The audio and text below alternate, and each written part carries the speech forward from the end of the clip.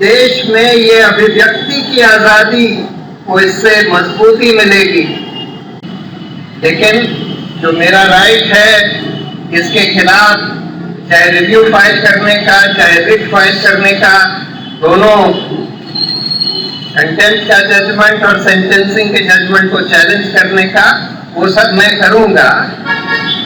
Supreme court ने अभी अपना फैसला सुनाया है मेरे खिलाफ कंटेम्प्ट केस में।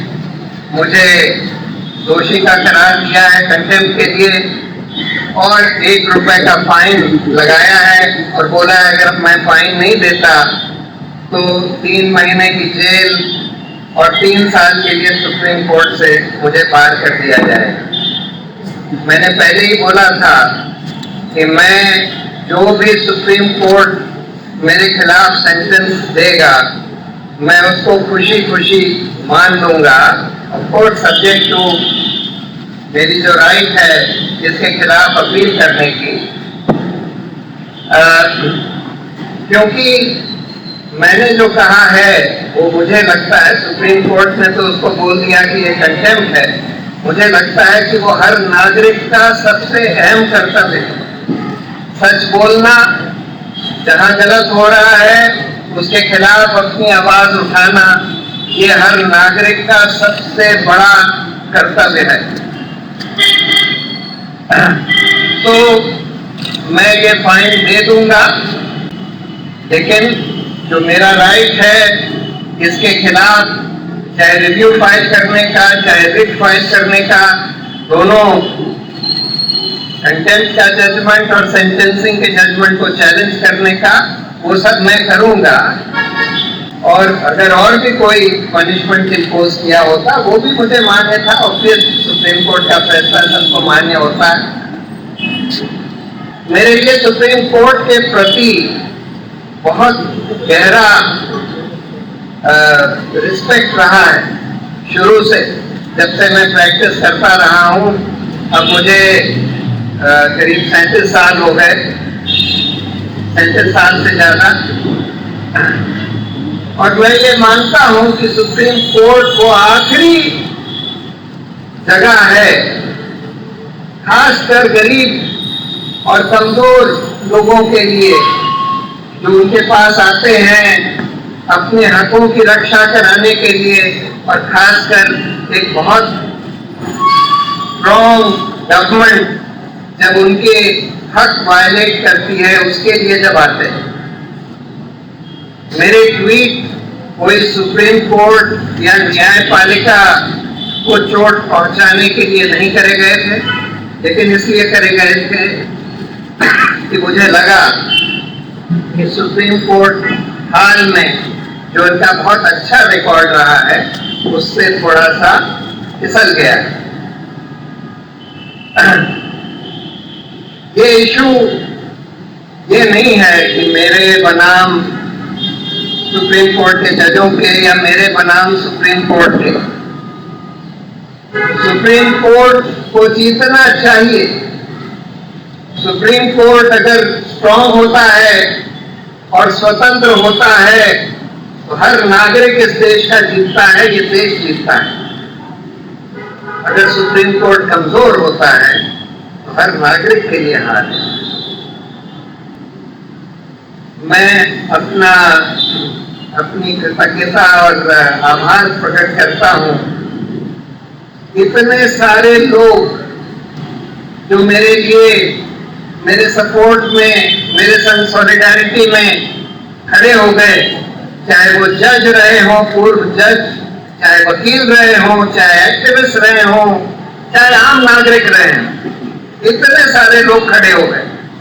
और इससे मुझे बहुत हौसला मिलता है और बहुत उम्मीद की किरण जगती है कि देश में ये अभिव्यक्ति की आजादी को इससे मजबूती मिलेगी और न्यायपालिका की जवाबदेही और न्यायपालिका में जो बदलाव की जरूरत है, इस कैंपेन को भी शक्ति मिलेगी। सबसे बड़ी बात ये हुई है कि इस केस के कारण बहुत सारे लोग, क्योंकि लोगों ने इसको एक फ्रीडम ऑफ स्पीच का एक औजार समझा, और बहुत सारे लोग जो अभी हताश होकर बैठे हुए थे वो खड़े हो गए, और जो इस देश में जो अन्याय हो रहा है उसके खिलाफ अपनी आवाज बुलंद करने लगे। ये बहुत बड़ी बात है, और मुझे पूरी उम्मीद है कि सत्य की जय होगी और इस देश में लोकतंत्र और सुदृढ़ होगा और मजबूत होगा। सत्यमेव जयते। परसों 2 सितंबर से 2 अक्टूबर तक 1 महीने की इस देश में सत्य ही जयते का एक राष्ट्रीय कार्यक्रम, a national campaign for freedom of conscience, जो पिछले 1 महीने में आवाजें उठी, वो आवाज आज के जजमेंट के बाद रुक जाए इसका कोई कारण नहीं। इस आवाज को आगे बढ़ाना तो महीने भर मैं देश के तमाम संगठनों से, आंदोलनों से, व्यक्तियों से, समूहों से, क्लब से, लीगल फ्रेटर्निटी से, बार एसोसिएशन, तमाम से मैं अपील करता हूं। विद्यार्थियों के संगठन से, मजदूरों के संगठन से, किसानों के संगठन से, सबसे अपील करता हूं, अपने अपने तरीके से, अपने बैनर के तहत आप इस बड़े सवाल को उठाएं। इस देश में freedom of expression, freedom to speak truth, इस सवाल पर 1 महीने का देश भर में एक जश्न मनाने की जरूरत है, ताकि ये आवाज टिके ना, कल को कोई दूसरा प्रशांत भूषण बोलते समय डरे। सुप्रीम कोर्ट ने बहुत सारे केसेस में ये बोला है कि हर क्रिमिनल कन्विक्शन के ऑर्डर के खिलाफ कम से कम एक अपील होनी चाहिए। ये मौलिक अधिकार है हर नागरिक का। ये ओरिजिनल ऑर्डर है कन्विक्शन का, सुप्रीम कोर्ट का ओरिजिनल ऑर्डर है, और इसके खिलाफ कोई अपील प्रोवाइडेड नहीं है। जाहिर है कि उसका फैसला 15 तारीख से पहले नहीं हो पाएगा, तो 1 रुपए का वो तो मैं जमा कर दूंगा, लेकिन subject to under protest so to say, and subject to the right of any legal remedy, whether it is review, writ or any other legal remedy. Prashant Bhushan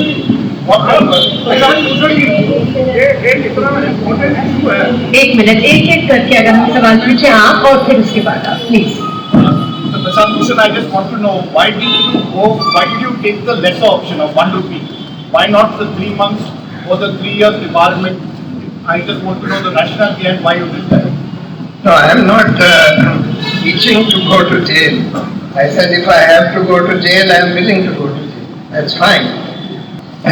Attorney General कोई सरकारी वकील नहीं होता, वो एक संवैधानिक अथॉरिटी होता है जिसको कोर्ट के सामने सच बोलना है और जो सही बात है वो बोलनी है। वेणुगोपाल जी ने जो दलील दी और जो बोला कोर्ट के सामने, उन्होंने सचमुच अपनी आत्मा के हिसाब से सच बोला कोर्ट के। पहली बार बहुत दिन के बाद हमने ऐसा देखा कि कोई एक तरह से लोगों को सरकारी वकील माना जाता है, लेकिन कोई अटॉर्नी जनरल अपनी आत्मा के हिसाब से सरकार से बिल्कुल परे हटके कोर्ट से सीधी बात कर रहा हो, तो मैं उनके प्रति बहुत आभारी हूँ।